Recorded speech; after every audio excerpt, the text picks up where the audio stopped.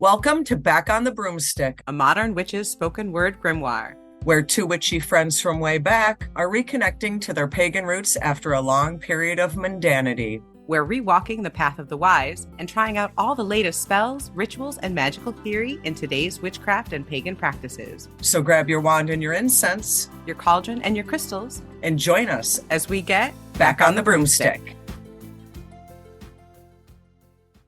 Hi, and welcome to Back on the Broomstick. I'm Layla, and today we'll be talking about what to expect at pagan festivals.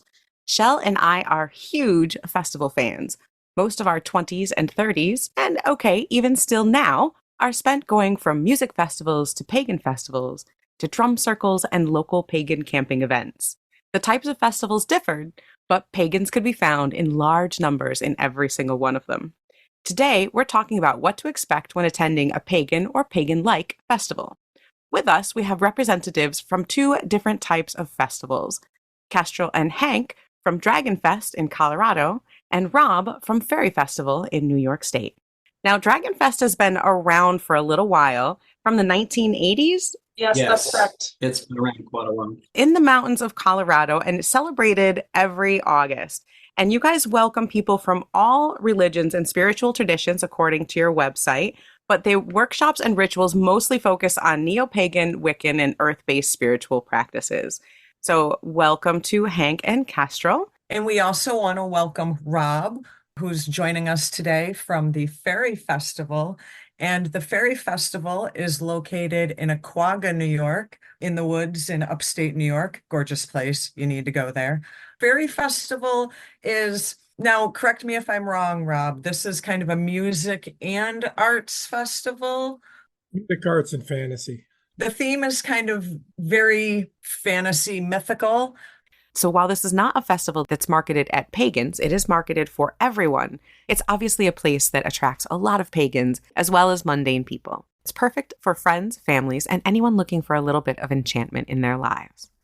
Faerie Festival is one weekend a year, so it's a Friday, Saturday, Sunday. It is most like a Renaissance fair, in that we do have a jousting tournament every day there. We also have 3 stages for music, a lot of character actors, and we probably get anywhere between 3,000 and 5,000 people every year. Wow.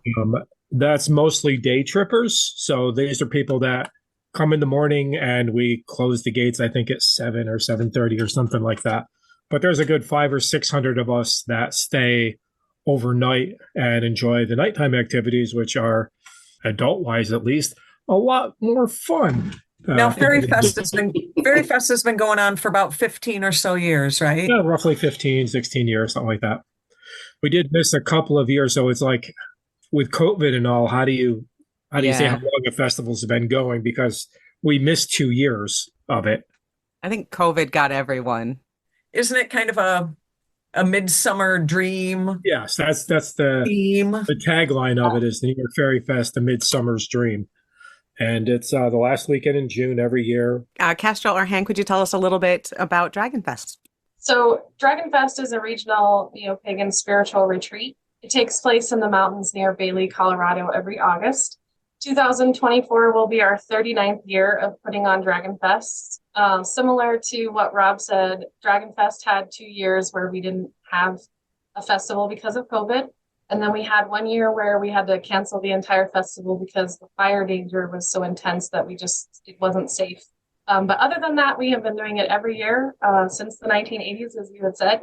And Hank here has actually been going for most of that time. So I'm going to turn it over to Hank and have him talk about some of those early days.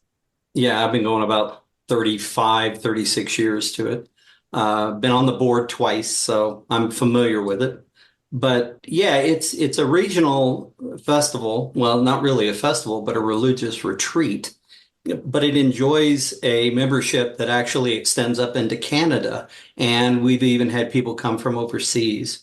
So it's got quite a wide appeal. Basically, it's pagan oriented, but as you mentioned, it's neo-Wiccan and Gardnerian and all the earth-based religions. But it is a religious retreat primarily. Now, Rob, real quick to kind of touch on that, because that was one of the first questions we actually wanted to ask you guys. Who is Faerie Fest aimed at? like I say, it's a fantasy fest. So for some people, their fantasy and their religion all go together, Right. but not for everybody. So this is just like a Renaissance fair. It's open to the public. That includes everybody. And so the spiritual aspects of it are more the fact that we're deeply in nature, but there's no rituals particularly that go on there or other things like that. There, a lot of the other festivals I go to, and I go to a bunch of them, have more of that. There are some that are very entertainment based, and some that are very much work based, and some within the same group. I mean, for Rites of Spring, which is in Massachusetts, and that's a fun party of things, and a lot of spiritual stuff happening there too. And the rituals there are awesome, and there's a lot of entertainment. There's concerts and things like that. And the same group in the fall does Twilight Covening, and there is no vending, there is no concert, there is no entertainment. It's about doing the work, and that's because of that different shift in focus. It's wonderful for a whole bunch of very different reasons than the other one is wonderful. That's a very good point. There are quite a few different types of festivals that you can go to. There's more of the spiritual retreat of the type that Dragon Fest is. Like you said, Twilight Covening is all about doing the magical work. It's about not necessarily going to party, but going to get deeply magical and in tune with your magical self. Some, like Fairy Festival, are aimed at mundane people, but have a heavy pagan contingent that come to it. Depending on the type of festival that you want to go to, you kind of have to do a little bit of research on it. But they all have a lot in common as well, particularly that pagans love to go to all of these different types of festivals. So for a spiritual festival, for a festival where magic and doing the work is the important part, what can someone who has never been to a festival maybe expect? So when they first step onto the land for Dragon Fest, say, what would they expect to see or to do in a typical day? In a typical day, I mean, there are workshops during the day that focus on things like making drums or how to put together a public ritual or, what people have experience in. Most of the time, these people have a decade or decades of experience in putting these workshops together. So there's that. And typically in the evening, there is a ritual of some sort. Sometimes during the day, we've had drawing down the sun. We've done other rituals as well. Some of them quite fun. We had a chocolate ritual and a flower frenzy ritual and some other ones. Yeah, and that's what you get. And breakfast, of course, and some of the other things. It's a lot of fun. Now, Rob, could you describe a typical, same question, typical day at Fairy Fest? So I get to Fairy Fest and I walk through the gate, and then The first thing you hit there is a stage. There's usually some musician playing some cool music out there. And then there's right at the entrance, there is the food area. So there's vendors there that sell food. And as you walk up the path, there's other vendors that are basically selling stuff they make and magical stuff. So I had this question asked me the other day. It's like, where can I get a pair of ears or where can I get a pair of wings so that I can go to the festival? You can get them at the festival. The people there make the very best stuff. Once you get past that, then you're into the areas where there's performances and kids. My friend Ed is there too. He's our local blacksmith for the Fairy Fest. You get to watch people hammering hot steel into shapes. That's right past the jousting field, which is near the Star Stage, which is also where some of the comedic actors hang out in that area too. And there's some insane people there. It's awesome. There's this one guy that's the cello goblin, and he climbed up into a tree like 30 feet, standing on a branch that's like not even the thickness of a baseball bat, standing up there with his cello playing. So you walk through the woods and you hear this music and you can't tell where it's coming from. And then you look up and there's this lunatic playing cello. And he's really good. So it's a lot of fun. As you go further, there's the Troll Bridge, there's satyrs, there's the Mermaid Cove, there's so many different things. And those are all the fantasy aspect of it. I mean, really, the joust is fantasy too, because they're not really knights. What I'm hearing is festivals like that, more of a Renaissance festival type, are more for experiencing. You go and there's vendors and there's things to see and there's actors and there's people there. And then if you camp at night, that's when there might be, the music around a campfire. And that's when you might have a little bit more access to more concentrated number of pagan-oriented people. Yeah. One night there is a concert night with a masquerade ball. So that's up at a stage and a dance floor that you don't even see if you're a day tripper and not spending the night there. So that happens on one night. The other night is an interactive drum circle we have a dragon that's 8 foot tall. She's on spring stilts, and she's got two different dragon outfits. One of them has long wings with these lit lines on them that are like neon, and the other one actually has fire coming out of her wingtip. She's hidden, a couple of propane tanks in her outfit somewhere. Does she fly over from Colorado to get there? Is that what's going on? I don't think she's from Colorado. I think she's an East Coast dragon. Oh, okay. So, I didn't know if they were related to Dragon Fest or not. But there's fire spinners and they're singing. There's a bunch of other stuff. We also have a lot of music, mainly drumming. There are drum circles there, several different ones for different purposes, and some entertainment. We're toying with the idea of actually having a talent night and entertainment involved. It's about the magic. Hank, would you say that Dragon Fest is more for the experienced practitioner, or is it also for a new practitioner? You can be totally inexperienced or not even involved in the pagan community and show up and have a good time. And we invite and accept all religions. It doesn't matter. I mean, you could be Southern Baptist and we don't really care. Come ahead on if you want to experience the earth magic. Nice. From what I have experienced in my time going to festivals like Dragon Fest, one of the big draws for me is being able to go and do workshops. These are usually practitioners who have been doing something for a while or are experts in a subject or have a lot of knowledge they'd like to share. And the workshops that you can find at these festivals are so much fun and so amazing.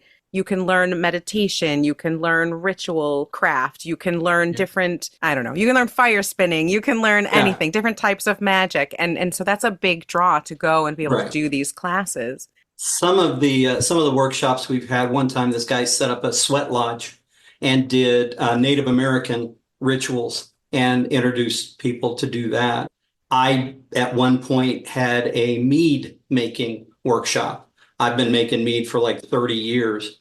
And it's those kind of things, not just the magical side, but where the magical side and the mundane side intersect. Absolutely. Yeah, the mead making workshop and the mead tasting workshop are very, very popular. Yes, there is. Of course. Absolutely. And the drumming. And now, Rob, you mentioned fairy wings. And I know for Faerie Festival, a big draw is the actors and the skits and the wonderful little things that are going on all around.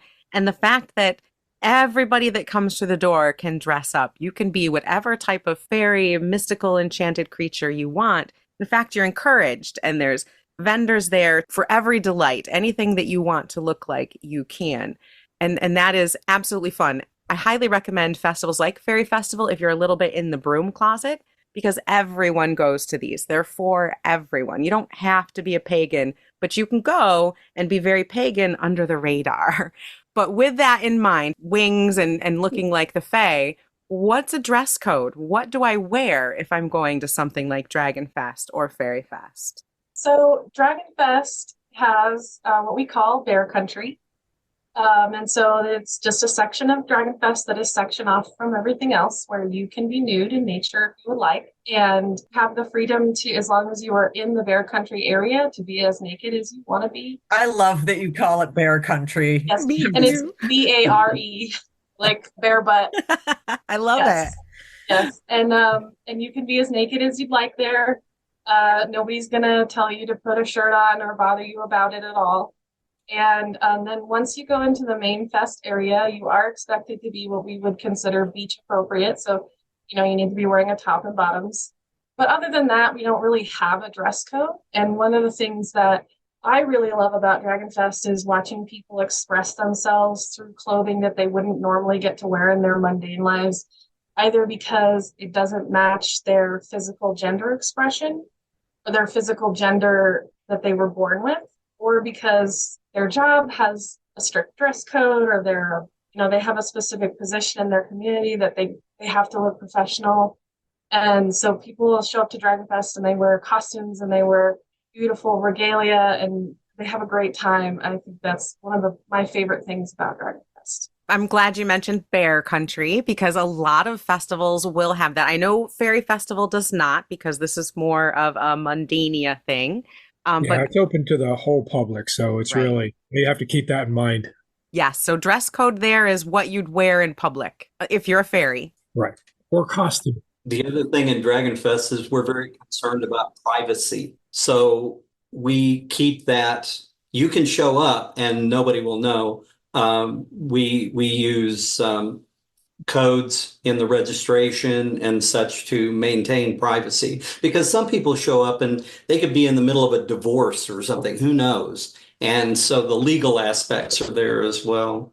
Sure. And anytime you have nakedness involved, you have to be a little careful. A lot of Yes. places that Shell and I have been to refer to it as skyclad, or we'll have a skyclad area, which, as we all know, is clothed only in the sky or in the air, just means naked, real fancy word for naked, which is wonderful. A lot of people love to be out in the air, in your own skin. It's a great way to be, but there are rules around it. Like you were saying, Hank, there's privacy, no picture taking, especially if there are skyclad or bear Yes. country areas. Keep your camera to yourself. Get permission in everything. Towel etiquette. And how about towel rules, Shell? You want to bring up some good towel rules? Use one. That's the best rule. We have been to a place out in Western New York, Brushwood Folklore Center, which is a clothing optional place, and that's where I learned about towel etiquette.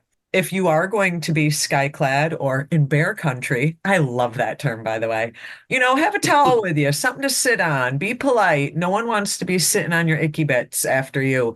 So my best advice to folks that choose to go to clothing optional or no clothing type events, have a towel to sit on, be respectful, please. Yes, and definitely ask permission before you hug anyone, touch anyone, particularly if you are skyclad. And for the love of all that is holy, please shower before you get in the hot tub.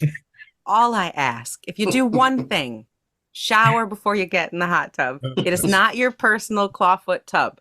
That's Layla's PSA. Thank you. Now, I just so we didn't get off track. Rob, was there anything else that you wanted to add about the dress code or lack thereof at Fairy Fest? Can I come to Fairy Fest if I don't have wings and I don't have things? Can I just come in a t-shirt and shorts? Is that okay? Of course. Of course. Dress to get ready for the weather, but check it out and see what's going to happen. Yeah, it's fairly relaxed there, but there is no nudity there because we are open to the general public. And I can get my face painted once I get there, right? Oh, you can get there. Yeah, you can get that. A lot of people are doing that there. There's a lot of things you can do there. But again, that's just Fairy Fest, and I go to a lot of different ones. Free Spirit down in Maryland is usually in the hot bit of the summer, and they've got a pool or two there, and the whole place, except for instead of having a skyclad area, they have a small non-skyclad area. So it's like, this is the area that, like, if you are skyclad, you should cover up when you go into that area. And that's that one. Then there's things like Rites of Spring, which are they have smaller areas that are open for nudity, but it's usually cold, so you don't really see much of that Right. there. It's in the mountains of Massachusetts, and so it's a bit of a breezy. You don't see a lot of that, but it's not because people are prudish, it's because it's cold, and that's about it. One of the things that I did want to touch on there too, if you're concerned about nudity and all of that stuff, is many of these places that your festivals you're camping at will have bathrooms and shower facilities. And for the most part, most of the ones that I've been to they don't care about gender, right? So there's not a women's shower and a men's shower. Many of these things, it's 4 showers on site, 4 shower areas. Sometimes those showers are lined up outdoors. That's Sometimes, true. yes. And I do want to touch on the fact that we're talking a lot about nudity, and that does not mean that these are crazy sex fests. No. The biggest thing with pagans is we just like to be free and open, and we don't really care what your body presentation is. You be you, come as you are, be naked, be not naked, be comfortable. It's more of a being in your own skin, being outdoors, and just kind of being connected in that way. Exactly. It's more of just a freedom and being connected to nature and to life and to the air and all of it. It's very beautiful. And so I find that it's very, very respectful. I find that people, when they're skyclad, tend to be more open, I guess, more, because you're very vulnerable in that type of position. But it's more of a magical thing and not anything you ever have to do. Just be respectful, do what's comfortable for you, and go Right. from there. One thing you should probably touch on too is the whole concept of polyamory, because that is very common at pagan festivals. And it's not something you have to do or have to get into, Right. but just, at least open your mind to the possibility of, if you see this couple together and they're obviously connected, and then later one of them is connecting with somebody else, whether holding hands or kissing or whatever. Right. It's not necessarily somebody's cheating on somebody, and Right. right. I mean, just know that there's a lot of options out there, and that's one of the things about freedom. Means you can do this, or you can choose not to do this. Right. It's Right. not a one size fits all world out there. It just isn't. Just like relationships, gender expression, however you want to be is cool with us. We want you to be happy where you're at, and we'll help you get there if we can. But that's really what we're looking for. One of the things that we really focus on at Dragonfest is safety. And it is a community in the truest sense of the word. If somebody is acting inappropriately, it gets reported and dealt with. So more than anything else, we try to make it, because of the nudity, because of the legal aspects. Again, we try to be very, very conscious of the members' safety. And I've found, and Shell, I think you and I have both been to quite a few of the same festivals. People are super sweet and open. They'll ask to hug you. They'll ask to hold your hand. And this is decades ago. I'm not talking about just the last couple years. I'm talking about, in the 90s when we were first going to these places. Consent, informed consent, and being, who you are was super important. And it always has been. I've always found at these places, communication is paramount, and people's safety has been of a prime concern. So if you ever feel uncomfortable, talk to someone, mention it to anyone, and these places are right there It to gets swiftly handled. Yeah. Absolutely. Now, just so we don't focus on that too terribly much, I don't want us to all go off on a tangent. I'm going to pose a question to all three of you, and I'll start with Rob if you want to go first in answering. What do you think the importance is of events like these to the greater community, whether it be the pagan community or just the community in general who wants to go spend a day in a fantasy fairy world? What is the importance of these events? The importance is really, for me, and I can only speak for myself on it, if this is the stuff that you like and really works well for you, once you go to one of these things, you feel a lot less alone, a lot less isolated, a lot like, am I the only one like this? No, you're not. Whatever it is that you're like, you're not the only one like that. There's bunches of people, and it's nice to hang out with people that have a shared sense of wonder, a shared sense of spirit, a shared sense of non-judgmentalness. A shared sense of being weird. Right, exactly. I understand the whole welcoming all religions, and I'm pretty open to a lot of different religions. There are some aspects that I'm not open to at all, and one of them is and this could come from any religion. We have the right answer. We are the one true thing. Yeah. And it's like, yeah, well, no, you're not. You're just, nobody is. One size doesn't fit all. Red flag. Red flag. Don't come to a pagan festival to try to find, like, I'll just use this as an example, non-Christians in order to convert them and save them. Don't do that shit. Nobody appreciates it. No one's going to try to convert you, or they shouldn't anyways. You'll find lots of things to get involved with. People would love to have you come play with them, but no one's going to try to convert you. This isn't conversion camp, folks. Yeah. Right. And that's, honestly, that's the biggest part for me of pagan life in general, is that the whole idea of proselytizing, or that we have the one true answer and that everybody else is wrong and therefore our enemies and therefore less than, just doesn't occur, because that's all just so much bullshit. I don't have time for it. None of us do. Yeah. Now, Kestrel, same question to you. And I know that you guys are kind of almost, I don't want to say a learning festival, but kind of like a learning festival with the workshops and the classes and such.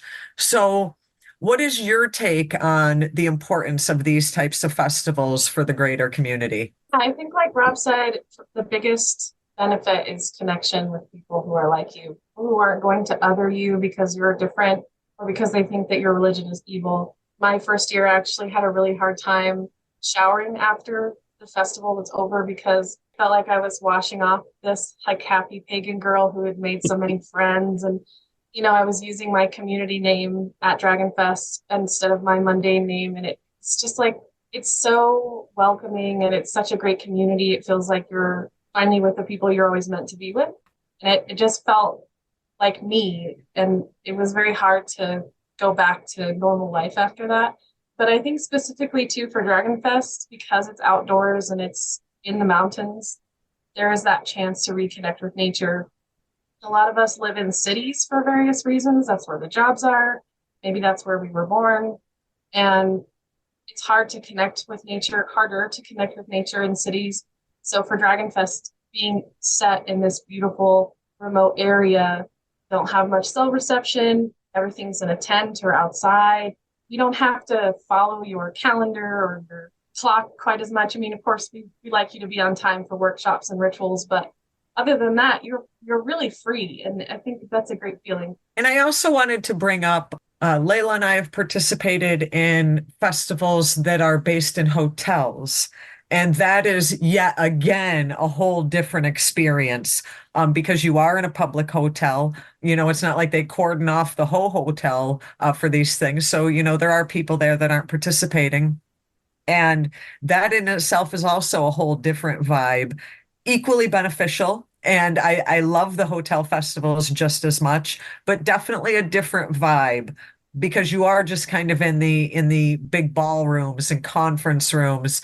And even when they hold rituals, the rituals are in the ballrooms and the conference rooms. But you still, hotel or not, you still get that sense of community, that sense of reconnecting and having the ability and the opportunity to go to workshops and participate in classes. But I agree with everything you said, Kestrel. I've actually been to where Fairy Fest is held, and I get the whole you just want to step on the land. And again, Fairy Fest is a very family oriented, more fantasy type place. But if you are of the pagan persuasion, stepping on the land where Fairy Fest is, you can't replace that. We have the same feeling about the land where Dragon Fest takes place. For the last, what is it, Hank, like 12 years maybe? Dragon Fest has been on some private land that is leased to us for the duration of the fest. We have a wonderful relationship with the landowner. She attends Dragon Fest as well. It kind of feels like home for some people, I think, because we have this intense relationship with the landowner and the land itself. And I think that's the same story actually with Fairy Fest. Wouldn't you agree, Rob? Oh, definitely. I mean, our own local community here has been doing work on that land and rituals on that land for a lot longer than Fairy Fest has been around. So that adds to it. That adds to the energy of the land. It changes it, and the land changes us. We're a It part of it. does. I do think that going to festivals is definitely a transformative experience. And one of the things that will absolutely get your blood pumping and change you is the nightly bonfires, the rituals and the drum and circles that they have at night. Now, Rob, you have been my drum guru for a very long time. You Well, introduced For as long as I've had a drum, it's been you, Rob. my Oh, drums perfect. are yours. Built and rebuilt them. Dancing around a bonfire and drumming is something that is a phenomenal part of outdoor festivals. Yeah. And that too comes with some etiquette. What do I expect if I'm going to a drum circle around a bonfire? Sure. What types of things should I do or should I not do? Is there anything that you can think of that a newbie might want to know going into say a drum circle? What types of things should someone, expect for that? Dragonfest has several different drum circles of different purposes. One is a trance circle specifically for trancing. Another one we call Freedom Circle, where you go to express yourself and just have a good time.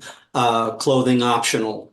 We don't bring a glass container to a drum circle. You've got to be careful of people injuring themselves. Also, some of the people dance together, some don't. You mentioned consent and other things like that. So just be respectful more than anything else, and aware. Yeah, I would say also just as Hank had said, kind of be aware of the safety needs of the site. If you feel like you're maybe too inebriated to safely dance around the fire, take a short break and sit down for a little while, sober up. And then as far as etiquette goes, one of the most serious etiquette things that we try to follow at Dragonfest is not to touch someone else's drum unless they have said that you may do that.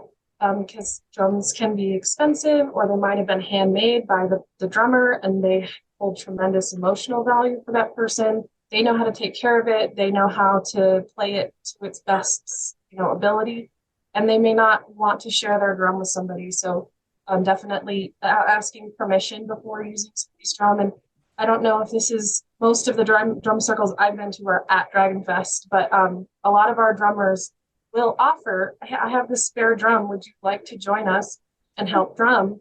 And then the other part of etiquette is try to stick to the beat that the drummers are going on, and don't try to change it to the beat that you want to have, because it does kind of mess with the flow a little bit. You can hear the other drummers kind of tripping up to try and match the new beat. Just kind of let things flow organically. I was actually going to ask Rob that. Yes. I'm biased. I look at Rob as my drum god, like Layla does. Rob, what is the etiquette for a person that has never drummed before, brand new to drumming?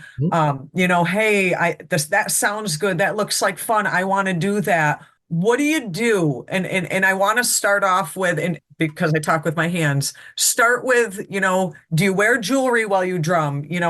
What is etiquette if I go to a festival and a drummer hands me a drum and says, you want a drum? And I'm like, hey, I've never done this before. Biggest thing is communication, and ask around, because each place will be a little different. I go to a ton of festivals, so each one's different. On the East Coast, typically, this has been the rule in a lot of places, but not all. If you're playing your drum and you don't want anybody else to use it, when you stop playing, either take it with you or put a cover on it. If you see one sitting at a bench, just a drum there by itself without a drum cover on it, you're more than welcome to play that. But that's at those festivals that have that rule, and that is not all festivals. So yeah, you should not wear rings. It's going to damage the skin. It can damage your rings. It can do a bunch of other things too. There are also other instruments that get played sometimes, and you have to be wary about that. You might be the best musician in the world, but it's a drum circle, which means there's room for everybody to play percussion, play together. If you're playing an instrument which really demands an audience, then that's probably not a good one to bring. Right. Like Hank said, there's different circles a lot of times. I've seen at some of the festivals I go to, there'll be a dig dome where it's a little more of a mellow vibe and they're doing didgeridoos or quieter things. There might be a slam, like a slam poetry, a spoken word circle. Sometimes there'll be guitars and flutes and all sorts of different instruments. But if it's a big time drum circle, you can try to fit a flute in. I've heard a few people do it and do it successfully, or different instruments, but typically it's just drums. A drum circle. Yeah. And you will very often, a couple people mentioned this, so I do want to touch on the fact that at most places that I have been to, there's a designated area where the drummers will usually be. And a lot of times they will leave their instruments there. And like Rob said, you should ask if it's covered or uncovered. Sometimes there's unspoken rules there over who can use them or when you can use them. Best thing to do is just leave it and ask someone before you touch it. Again, consent, even in drums, is an important thing. Yeah. So you'll see drums or instruments laying all over, even when there's no one there. But just make sure you ask before you touch them, because that's a pretty common sight. Yeah. And honestly, for most beginning drummers, they have a fear built into them because the drum is a very powerful instrument, and most people aren't used to being the musician. They're used to going and swaying to the music that somebody else is playing. But now you get to play. And that's the other egalitarian thing of the drum circle, is that it's a circle you can all play. Now, a lot of the ones, at least here on the East Coast, they take the mode of the flying ice cream cone. The what? The flying ice cream cone, yes. It is like a V of chairs or benches. Okay. Shaped like an ice cream cone. Mm-hmm. Okay. Right. And then the ice cream is the fire. So yes. people won't be all around the circle drumming, generally speaking. They're generally on those benches or nearer to the benches than on the other side. And I've been to places where they're drumming all around equally. But honestly, if you're a dancer and you go around a big drum circle, you'll hear this particular rhythm being played and you'll go 30 more feet and it's a different rhythm because they can't hear each other that well. Yes. Right. They're playing there's also the concept of what you're doing there as well. That's an important thing. There's the whole concept of the alchemical drum circle, which I love. It's container magic. You're basically making a circle. You're drawing a line. You're casting a circle, whatever it is. You're making a designated area. You're taking your stuff there. You're adding energy to it. You're heating the bejesus out of it. You're boiling away all the lead and leaving you with gold. That's where the whole alchemy thing comes in. And lead is philosophical lead, and that goes away in a drum circle, or it should get burned away in a drum circle. Ego, the sense of ego goes away too. You'll see people out there with the big 18-inch Remos, gang, gang, gang, gang, playing like crazy. People call them all sorts of things, roosters, shooting stars, because they play hard and fast for 20 minutes and show off, and then they're done. They're just freaking done. 20 minutes, they're done. They go away. I just wanted to mention that Dragon Fest actually has a beginning drum workshop that we usually hold early on in the week. We've had it every year for the last several years, so I kind of want to say that it's a staple at this point. Now, do people have to bring their own drum, or Not necessarily, borrow no. a drum? Yeah, sometimes we do have the ability to provide a few drums, but we recommend that people try to bring something they can bang on. Okay. Because there may not be enough to go around depending on how many people attend the workshop. But we do have a beginning drumming workshop, and that usually takes place early in the week so that people can then show up to the drum circles and practice a little bit more. Now, we've talked a lot about drumming and drum circles and alchemical drum circle fires. Am I going to get any sleep at night? No. Yes. Maybe. No, yes, maybe. That sounds about right. So at Dragon Fest, we do have quiet hours. Yes. It depends on where you camp as well. I mean, if you want to live next to the drum circle, you can. Yeah. But there are also family areas and quiet areas for those of us who are not quite feeling as boisterous. So it's trying to be as inclusive as possible. And make sure you ask before you pick your campsite. If you go to some place that has these, a lot of times they will go well into the wee hours of the morning, if not all night and all morning. So please be aware if you have small children, if you need sleep, if you need quiet, you're going to want to bring your earplugs, and you're going to want to ask where the quiet camping or where the family camping is, and stay away from where the drum circles are. Yeah, we label it pretty prominently on the map where it is. Yeah. A pro tip for that is, I don't care how much fun you're having or what workshops are going on or what drumming and singing and dancing. You need to not forget to sleep and eat at festivals, because and drink water, hydrate. You can find yourself 16 hours in and not realize it. And you need to take that sleep break, take that food break. Don't forget those things, because they are vital to your experience. Indeed, they are. If you're coming to the desert mountains in Colorado, the other thing you really need to be careful of is hydration. It's very dry. It's also high in UV up in the higher elevations. And the first thing that you notice when you start to dehydrate is you get a headache. Mm-hmm. And it goes downhill from there. It's something to be really, really careful of. Yeah, one of the benefits to Dragon Fest serving breakfast is that, everybody shows up. It's a social hour, but also we're getting at least one meal into you for the whole day. And we watch you eat it, not literally, but we're all hanging out, eating breakfast together. And then at Dragon Fest, we actually have a phrase that we yell at each other randomly throughout the day, which is hippies, hydrate, so that people Yeah. remember, because sometimes you're having a really good time and you have your water bottle on you, but you are not drinking it. So yeah, we about, I would say 6 or 7 times a day, somebody will go over the radios that we all use to contact each other, and they'll say, hippies, hydrate. Then everybody yells, hippies, hydrate. And everybody takes a swig from their water bottle. And you are supposed to be hydrating with water, not other substances. Another question that I think is important for listeners, and that is, we've talked about water and food and clothing. What do you bring to a festival? Rob, if I'm coming and I'm camping for the weekend, what am I bringing? Always a small flashlight, always some bug repellent, unless you're one of those lucky naturally bug repellent people. Always some sunblock, because let's say you don't always know what the weather's going to turn into. I would add that it's also useful to bring incense because the bathrooms don't always smell that great. I thought that was a pretty cool tip. Nothing like a porta potty in July. Yeah, it can be a bit ripe. Speaking of, yeah, bring your baby wipes, bring your regular camping stuff, bring baby wipes if that's going to help you stay clean, bring your shower things, bring your musical instruments if you have a drum, if you have a guitar, bring your ritual garb. Like we were saying in the beginning, dress like a fairy, dress like a pagan, bring all the beautiful, colorful, whatever things you want to bring. A lot of times places will have themed days or themed events. So you might want to look at that to see what you want to bring. We've mentioned Brushwood Folklore Center. Their festivals, Sirius and Sankofa, usually have themed days after each element. So you might want to bring something to wear to match that color or to match that element. So check the website, check what they've got. Maybe they have you guys mentioned a masquerade ball, Rob, I think. And then do you guys have anything like that, Kestrel, where people can dress up special? So some years we have an event we call the Unicorn Parade, which is a gender expression parade. And we encourage people to dress in the way that they would like to. And then we parade through the site. And I haven't heard whether that is going to occur yet this year. It's put on by a very specific member of our community, and that person has taken a different role this year.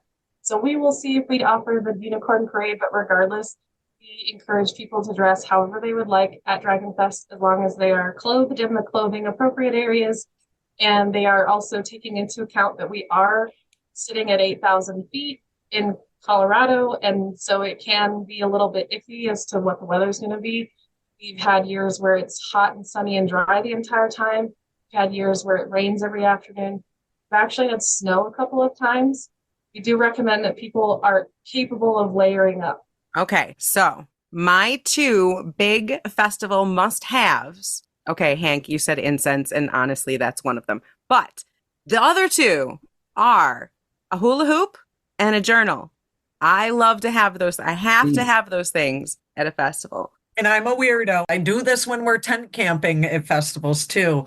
I actually set up an altar and bring tarot cards. Yes. Awesome.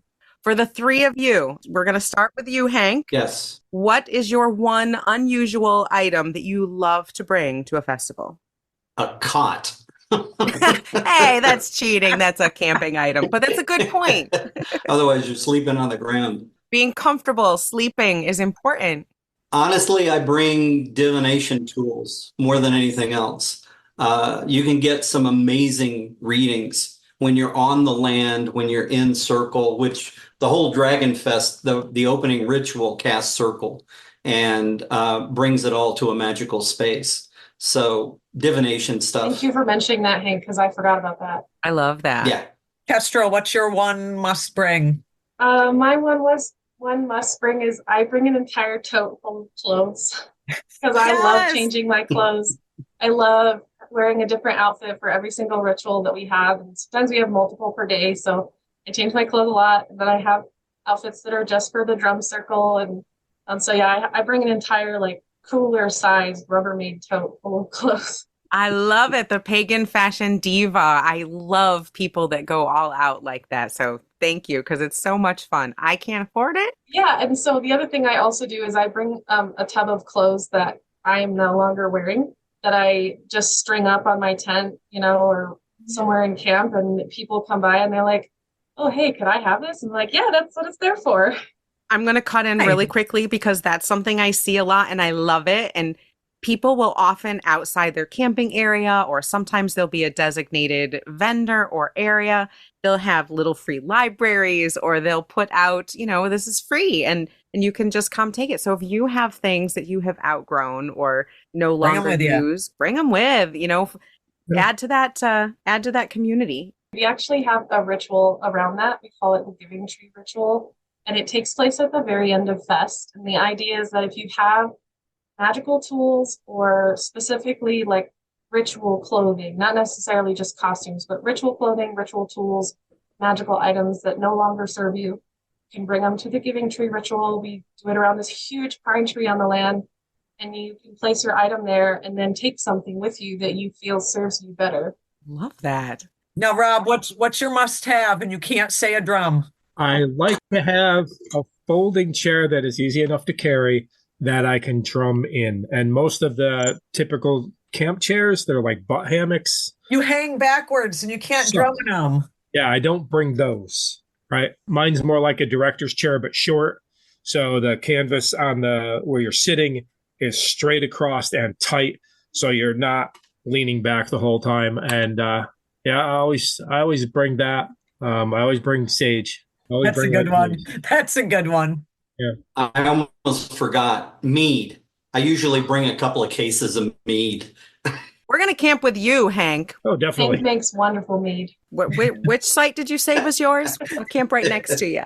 I'm going to Rites of Spring, and I'll probably be bringing 40 cases of mead. Rites of Spring in Massachusetts. Come drink. There's one other thing that I wanted to mention about what to expect as far as what to expect at a festival. Mm-hmm. If you come to Faerie Fest, it's like going to a Disney World. So you walk, you come in and there's a park. There's a whole bunch of people that you don't know, but it doesn't really matter because there's a whole bunch of people you don't know. So what? Yes. And you go to a place like Rites of Spring that has a really high repeat customer base. Mm-hmm. And as a new person coming in there, it can be daunting because it seems like you've walked into somebody else's family reunion and everybody knows each other so really well. Except you. Like, ah! And a lot of them haven't seen each other for a year. And that's why they're like giving each other big hugs. And it seems like that's happening to everybody except maybe you because you're new. And it can be daunting, but don't let it get to you. Come anyway. You'll be there next year. You'll be getting the hugs next year. All these people that it's like, hey, remember we had that long conversation? Best friends you only see once a year. Yeah, exactly.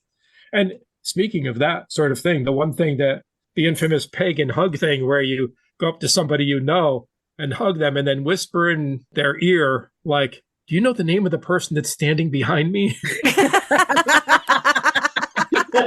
Because you saw them last year at that festival and you had a 4-hour conversation. You can't remember their names for the life of you. Names in the first 2 minutes, and then you talked for 5 hours, and it was awesome.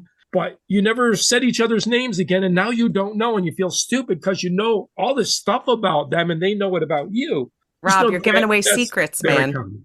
The pagan hug secret is now out in the world. Everyone knows. There you go. Yes. I know who you are. I just don't know your name. We still love you. Can't remember your name. That happens all the time. So I just have a quick anecdote. I camp with the same group of people every year. And every single year, we are very famous around camp for adopting someone who's new. And it's not even something that we really try to do. It just keeps happening. Last year was actually the first year in a long time that we have not had somebody who's completely new to Dragon Fest. We did have Hank in our camp who was new to our camp, not necessarily new to Dragon Fest, of course, but we tend to collect the newbies, which is always really interesting that you get to know somebody new and then you get to turn them out into Dragon Fest with some wisdom, And then Dragon Fest also does this thing. We have golf carts on the land that shuttle people from place to place if you have mobility needs. And we, on the first main day of Fest, we have a shuttle tour. So you can get on the shuttle and the person who's driving the shuttle will drive you around camp, point out all the different things and tell you where Now, this is the community tent where they serve breakfast. This is the place where we have freedom circles, so on and so forth, which I think is a really fun and interesting way to introduce people to the site. But then next year I'm hugging you and never got your name. Yeah, that's okay. You can ask No me what my problem. name is 100 times and it will never upset me. That's right. Most people just ask is a big one. I know it's a hard for people to kind of get out of your shell, especially if you're new, but these places are so accepting of everyone, of every type, and usually so inclusive. Just ask, try and ask, or just have a quizzical look. Someone will come over and ask you if you need help with something. And, especially at registration or always there will be a first aid station. You can ask at these places. Places like Brushwood have people called red suspenders that will wear literally red suspenders. And they're part of what's called Fire Tribe, and they take care of a lot of the fire safety. So if you have any questions about that, you can find them by their red suspenders. And so you'll hear about things like that. And so there will be people. You might not always necessarily get a go-kart ride around to show you all the good sights. But there's people. But there's people. Yeah. Yeah, our staff wears a specific color of t-shirt. Yeah. Some places are more structured on that. Rites at Spring, on occasion, or they used to be more regular. I don't know whether they're still doing it or not, but they had buttons that were like 2 inches across, and most of them just had a big script L on it, and you could take it on and you could put it on and you could put it on. No, it wasn't for loser. It was for listener. Oh, if you have an issue, different button.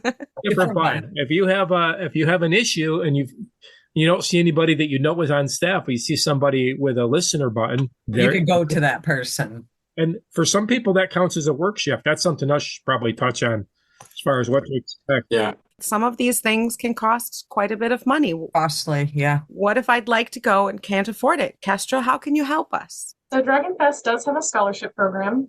We are about to close our scholarship application window for 2024. It ends on Friday. So probably by the time this episode airs, it will be closed. But we do offer it every year. And then also, if you volunteer as staff, you will get a staff discount. We have a two-tier staff system that's more complicated than needs to be explained here. But basically, how many hours you volunteer your time to Dragon Fest translates into a larger discount.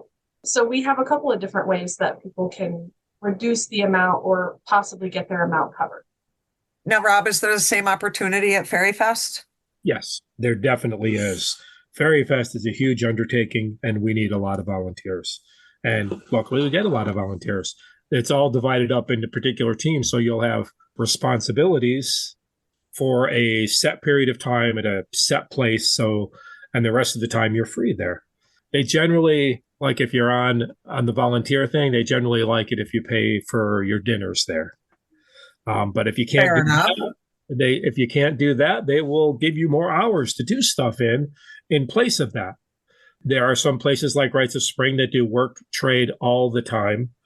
So you just say, I can't afford to go, and I'd like to do a work study program. They call it work study, but it basically is like, you're in the kitchen for 5 hours every day. Honestly, it's quite fun at times. You meet some really interesting people at these festivals at the kitchen while you're slicing potatoes. That's a good way to meet people, is take on some volunteer work. Exactly. So yeah, that's all there. And there are some places like Spirit Fire, for instance, you can volunteer and be on staff there if you want. They expect everybody to put in a 2-hour work shift, and they're really easy work shifts, but everybody has to do that. But their scholarship program is not connected to volunteer work at all, and they like it that way. And honestly, I like it that way too. I know people that have gone to festivals, couldn't afford it, volunteered, and wound up seeing very little of the festival because they expected 10 hours of work out of them every day. They got their food paid for and they got to come to the festival, but they were exhausted by the time anything happened, or they were working during the workshops or during the performances. And that can be a little daunting. So I have to it sounds like be cognizant of what you're volunteering for, exactly, and what the give and take is in that arrangement. Yep. My experience in that is that most places are actually really good about it. You might have your work shifts, but even the garbage shifts at places I've been at have been a blast. You get to meet people, you become a little crew. Like you mentioned, working in the kitchen, Rob. It's not like your regular part-time job. It tends to be very, very fun and an excellent way to meet people. And it's usually a small amount of your time. So, check the festival and see what they require in return for what you get for it. And that's where I was going with that, is that there's Yeah. a wide variety of that out there. So know what you're getting yourself into. Yeah. I say Joss and Steve running Spirit Fire, they want you to be at the festival. They don't really want your work. So if you can't afford to be there, they do a bunch of fundraiser things. They actually raffle off every year a pass for next year. Oh, Oh, And wow. all of the money that goes to the prize, which they're donating, go towards a scholarship fund. So they have had times where they've had 8 people on, and this is not a huge festival, it's a couple hundred people, 8 or 9 people on complete scholarship with no additional work requirements because they want you to be at the festival. Nice. It's the festival. So Cool. not everybody's so generous, but they are. all right, magical people. So, pagan festivals, I absolutely love them. I can tell you guys are very passionate about them. Why should someone go to something like this? Why should you go to any pagan festival, whether Fairy Fest, Dragon Fest, Spirit Fire, anything? Why should someone go to one of these? We mentioned it before. It's about communicating and about community. It's very validating to go to a large group like that and meet people that you can totally relate to and open up and have those 4-hour conversations with. It's very liberating. Awesome. It changes your life.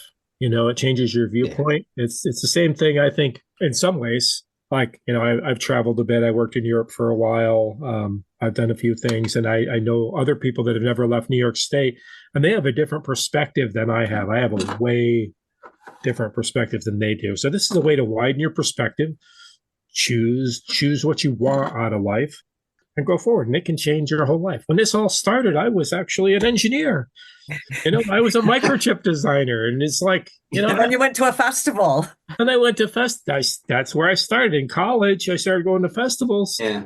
I got out. I was an engineer for 13 years, and it was like, it changes too your perception of what's important. You get to find out what's really important to you. And that's just specifically to you.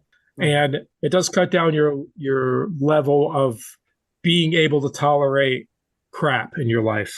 Like, yeah, I don't have to do that. I don't have to work for IBM for the rest of my life. So I don't.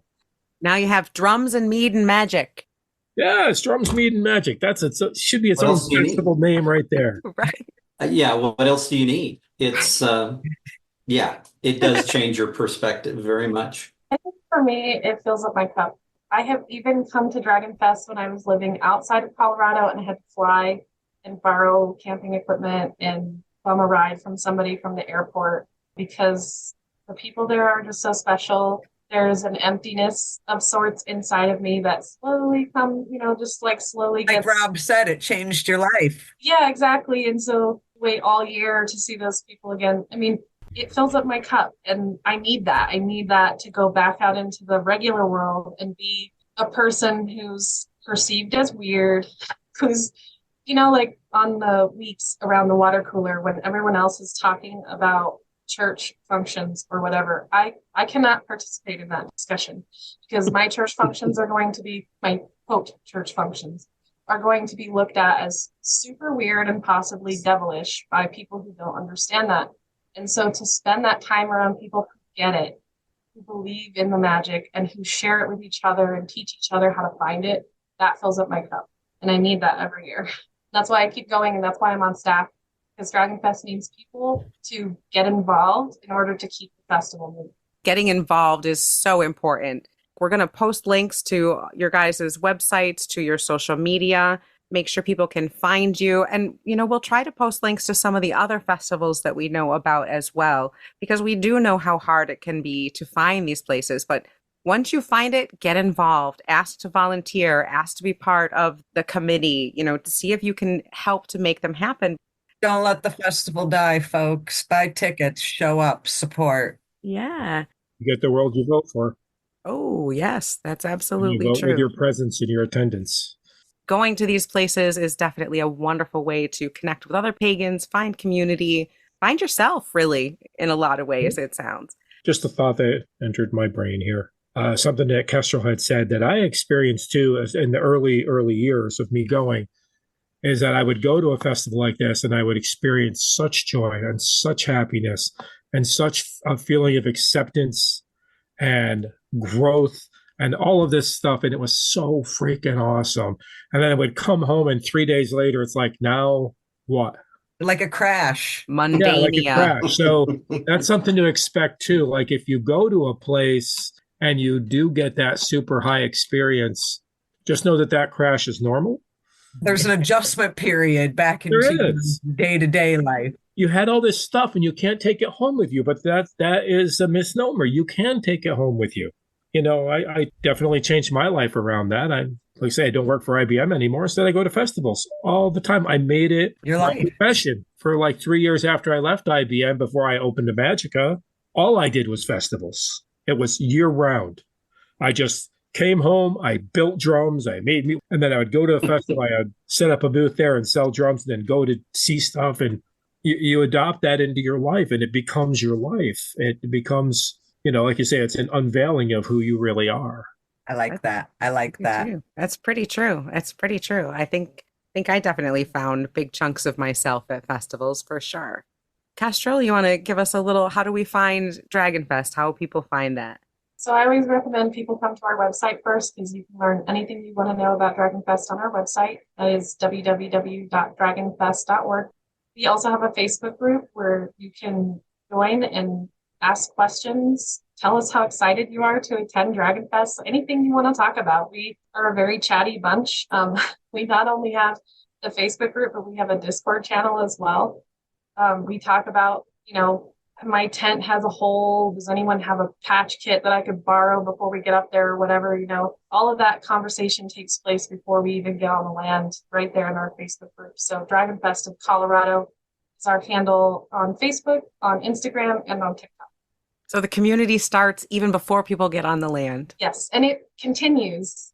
You know, I don't know if this is particular to every regional pagan community, but the Dragon Fest community, maybe because we've been doing this for so long, we are very connected to each other, even outside of the festival. That's awesome.